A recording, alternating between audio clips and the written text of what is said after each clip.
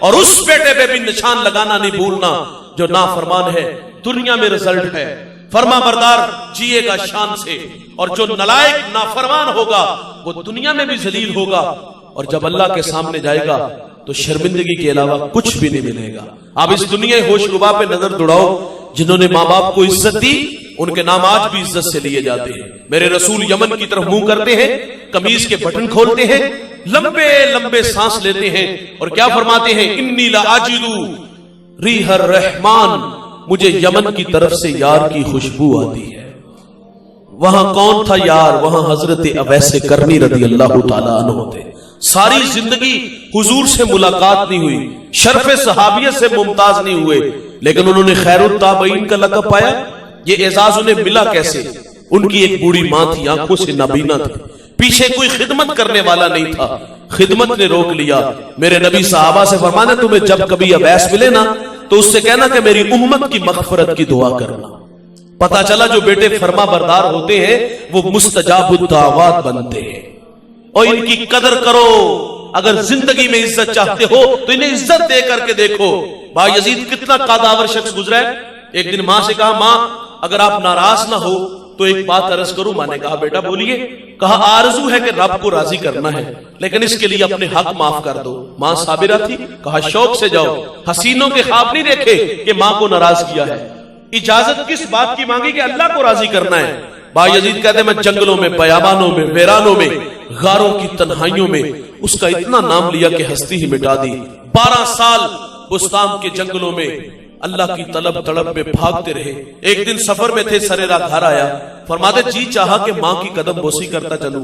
سردیوں کی ٹھٹھرتی راتیں ہیں، دستک دینے لگا تو ایک آواز سنائی دی گئی، با یزید اگر ماں کو سکھ نہیں نہ دیا تو دکھ بھی نہ دو، یہ وقت آرام کا ہے۔ فرماتے یہ آواز کسی فرشتے کی نہیں تھی، کسی ہمسائے کی نہیں تھی، یہ آواز اپنے ضمیر کی تھی۔ فرماتے اس خیال سے رک گیا، ٹھہر گیا کہ ماں جب بیدار ہوگی قدم چوم کے منزل کی طرف بڑھوں گا۔ فرماتے تہجد کا وقت ہوا، نالی سے پانی باہر آیا، میں جان گیا کہ ماں نماز کے لیے کھڑی ہوئی ہے۔ فرماتے دستک دی تو اندر سے آواز آتی بیٹا با یزید ٹھہرو میں آتی ہوں۔ دروازہ کھلا، فرماتے میری ماں نے میری حالت دیکھی، تن پہ پیرہن پھٹا ہے، ایڑیاں بھی پھٹی ہے، داڑھی میں راکھ اٹی ہے۔ فرماتے مجھے دیکھا کلیجہ پسیج آیا، اور دیکھ کر کے یوں ہاتھ اٹھا لیے اور کہا مالک میں نے با یزید کو تیری راہوں میں بھیجا تھا اور تو نے ابھی تک اس کو اپنا قرب نہیں عطا کیا۔ با یزید کہتے واللہ یہ ماں کے میٹھے بول تھے کہ میری ایک تصوف کی منزل جو چلوں اور مراقبوں سے بھی حل نہیں ہو رہی تھی، ماں کے ہاتھ اٹھنے کی دیر تھی کہ میری رکی ہوئی منزل اسی وقت حل ہو گئی۔ فرماتے مالک میں تجھے جنگلوں سے ڈھونڈ رہا ہوں، تو میری ماں کے پاس رہتا ہے۔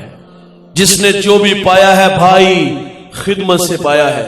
میں نے ابن کثیر میں ایک واقعہ پڑھا ہے، ایک بوڑھا 4 بیٹے رکھتا تھا، یہ پچھلی امتوں کا تذکرہ ہے۔ بوڑھا زندگی موت سے لڑنے لگا، بولو براز چارپائی پہ ہے۔ سب سے چھوٹے نے تینوں کو جمع کیا، کہا عجیب فیصلہ تمہارے سامنے رکھنا چاہتا ہوں۔ والد اس وقت بیماری سے جنگ لڑ رہے ہیں اور انہیں خدمت کی ضرورت ہے۔ فیصلہ یہ ہے کہ اگر خدمت میں کروں تو وراثت سے میرا کوئی حصہ نہیں، اور اگر آپ کرو تو آپ کا نہیں۔ تینوں نے نظریں ملائی، وہ دولت کے بھوکے تھے، دولت لے اڑے، اور اس نے اپنے والد کی خدمت کی تا دم آخر جب تک باپ زندہ رہا۔ اتنی خدمت کی، ہمارے دیہاتوں میں جب ہمارے بوڑھے راضی ہو نا، اور بہت کم راضی ہوتے ہیں، ہم راضی کرتے ہی نہیں نا، تو جب راضی ہو تو ایک کلمہ بولتے، جملہ بولتے ہیں، جا پتر تیرے ستئی خیران ہے۔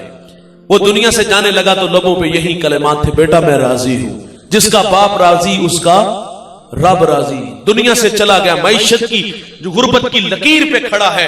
ایک شب سویا، اللہ کا ایک بندہ خواب میں ملا، بیٹا فلاں شجر کے نیچے 100 درہم پڑا ہے، اٹھاؤ لے آؤ۔ سوال کیا اس میں برکت ہے؟ کہا برکت نہیں ہے، کیونکہ کثرت اور ہے برکت اور ہے۔ دوسرے دن پھر ملے، کہا وہاں 10 درہم پڑے ہیں، کہا برکت ہے؟ کہا برکت نہیں ہے۔ تیسرے دن ملے، کہا وہاں 1 درہم ہے، کہا برکت ہے؟ کہا ہاں اس میں برکت ہے۔ وہاں سے درہم اٹھایا، بازار لے گئے، وہاں ایک دکاندار آواز دے رہا تھا 1 درہم میں 2 مچھلیاں گھر لایا، پیٹ چاک کیے، 2 قیمتی موتی نکلے، 1 موتی لے کے بازار آیا، اور جس کو بھی دکھایا اس نے کہا پورے بازار میں اس کی کوئی قیمت نہیں ادا کر سکتا۔